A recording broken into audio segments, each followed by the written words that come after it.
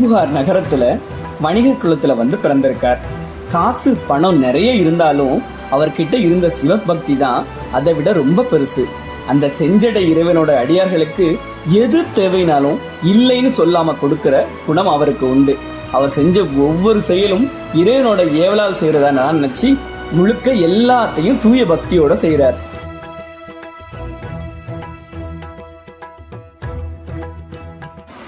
இவரோட இந்த பக்திய வைராக்கியத்தை உலகத்து காட்டுறதுக்காக அந்த அம்பலவாணன் நம்ம அப்பன் சிவபெருமான் ஒரு திருவிளையாடல் பண்றார்.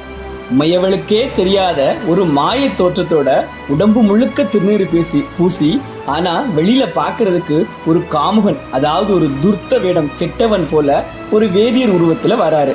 உமையவளுக்கே தெரியாத மாதிரி, அதாவது உமையவள் நம்ம பார்வதி அம்மைக்கே நம்ம அப்பன் தான் வந்திருக்கான்னு கண்டுபிடிக்க முடியாத ஒரு வேஷத்துல வர்றார்.